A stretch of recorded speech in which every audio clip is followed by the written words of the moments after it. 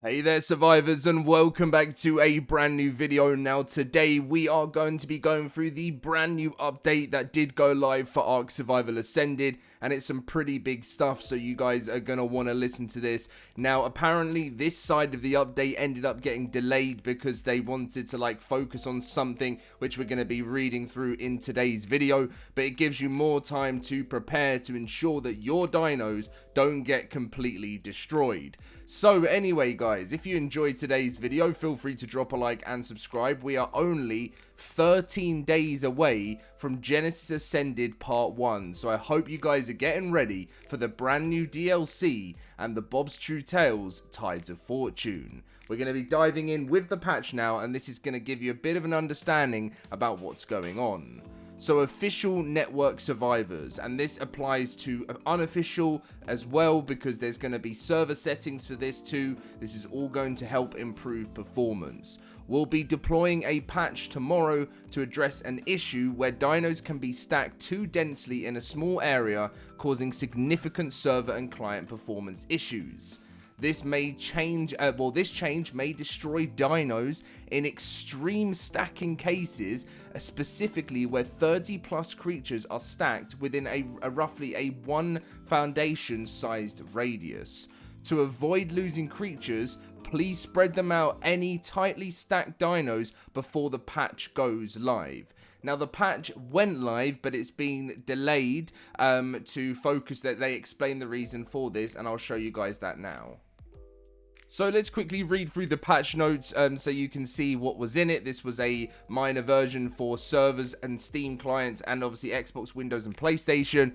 So fixed an issue where queen bees could spawn hives overlapping existing hives. Existing hives will not be automatically removed.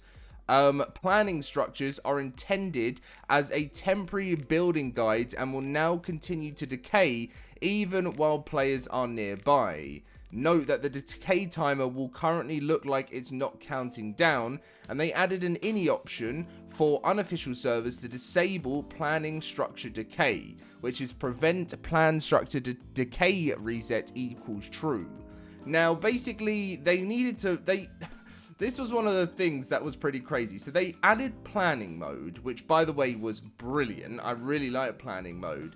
But they really caused themselves some big issues, and for all server owners, because they were basically the planning was just being spammed around the map and it wasn't decaying. So they released planning mode without a decay option, so it was just causing performance issues, also making things look so crazy because there was just so many planned structures everywhere, and apparently this has now been sorted out, which is great news because obviously that was going to that was definitely going to cause issues if they hadn't released that ASAP.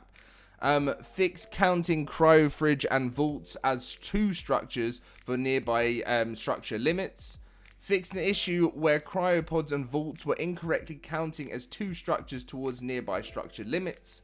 Classic servers added new detection for extreme cases where adult dinos are stacked too densely in a very small area.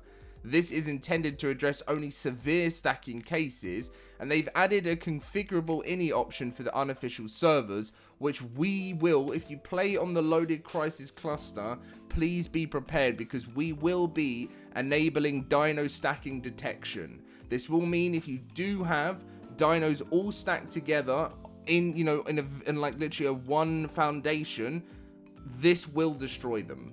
Now this is only for server performance. We're not putting it live yet. Of course I'll give you guys all the heads up and everything like that in the long run, but the reason why is because Wildcard haven't put it live on official servers yet either, because they explain the reason for that in a second. As soon as Studio Wildcard say it's in its perfect state, we will release it over on the cluster, but until then you'll be all good to continue the way you were, but you might want to prepare just in case you think, hey, some of my dinos are a little bit too close at the moment. Just be prepared for that because it does actually cause extreme server issues, and they also fixed a crash.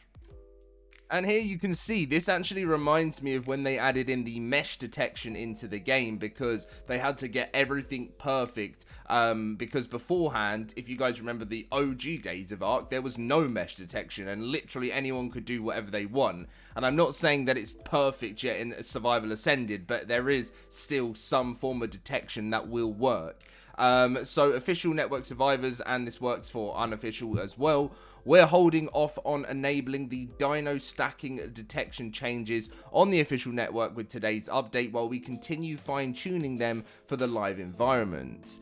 This means these changes will not go live on officials with today's patch, and for Classic we still plan to enable the system as part of the upcoming deployment using custom values tuned specifically for that network. And that's exactly what we're going to do. As I said on the cluster, like, I'm going to hold off until it's live on the official network. I tend to like to keep in the same sort of times, time frame with Studio Wildcard, with what they do on the official network, because I always get scared with anything that Wildcard create and add into the game. If there's any concern about something potentially not working correctly or anything like that, I always just hold off just that little bit longer until they have given the go-ahead, because even sometimes when Wildcard give the go-ahead on things, there can still be issues that come. So going to be very careful with this one. I do think this will really help performance though, so I'm looking forward to implementing that. But again guys, please be extremely careful with how you're stacking your dinos to avoid losing them when you're playing ARK, whether that's on unofficial or official, because no matter where you play, that is going to be implemented at some point within the next couple of days to the next week or so.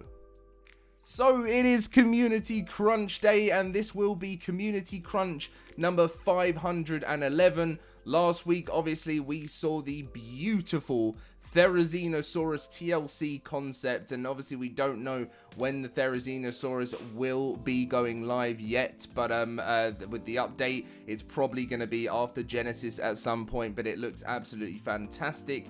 What I'm expecting today from the Community Crunch 511 is, considering we're only 13 days away, is I am expecting to see a reveal of the Tide Pup. Now, just like we got back in Community Crunch 509, we got a very nice reveal of some of the sailing ships and naval combat systems, but mainly the Paleo Octopus in game. I think this will be the Tide Pup today, and then obviously next week. So next week brings us with the 12th. Next week brings us to the 19th. So next week is the last crunch before the release of Genesis Ascended. So I expect launch details most likely in next week's crunch, with some other juicy information. In terms of that, in terms of this crunch, I think it's a little bit too early for that, as Wildcard always, as they literally said to us at IGN Live 2026, they always do everything last minute. So I expect it to be the Tide Pup reveal of what it's going to be like in game, in terms of it being small and going into a larger creature, as you can see here, from shoulder to savior. The small Tide Pup, which is going to be your shoulder Tide Pup, and then transforming into the larger Tide Pup from Tides of Fortune. Now, I'm getting a lot of questions as well at the moment saying, Dom, how much do you expect Tides of Fortune to cost, and the Bob's True Tales? So Bob's True Tales will launch. I don't think, sadly, they will launch Tides of Fortune separately. I think they are going to launch Bob's True Tales as a whole DLC. And like how they did with Bob's Tall Tales, like how they did with the Lost Colony expansion pass, it's going to probably be around $30, which is around £25. That was the price of Bob's Tall Tales. The only thing that's different within this one is we have less maps. Within the last one, that's the only reason why it could potentially be a bit cheaper. I do think maybe it would be awesome if it was like maybe $5 cheaper, because with Bob's Tall Tales we got Scorched Earth, Frontier Showdown, Aberration, Steampunk, and we got Wasteland War within Extinction. So that was 3 maps for that price. And with Genesis, I know they're going overboard with map-sized ocean biomes, map-sized space biomes, with Galaxy Wars coming next year. But I do think maybe with only 2 maps, we'll see. Maybe they think it's going to be worth more. So I'm going to say it'll be anywhere between $25 to $30. And just as a reminder, the anniversary event was extended until June 18th because that is Thursday, June 18th. So you've still got just under a week. You've got 6 days left to enjoy the party event. That was down to Wildcard with the official servers going offline for, it was about 2 days, wasn't it? So they gave us the extra 2 days to enjoy the anniversary event. And of course, this will stay live as well on the LoadedCrysis cluster until the 18th of June as well.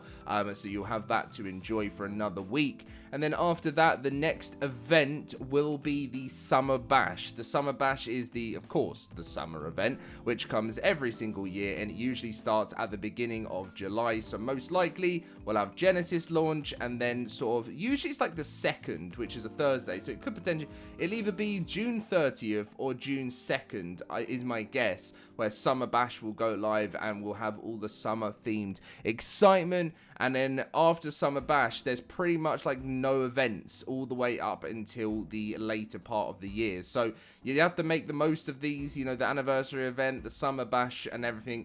And then these DLCs will keep us going all the way through to which, after that content kind of window's over, it will be the Astraeos final 100% update to finally Nakatas completing that map. And I am super, super excited.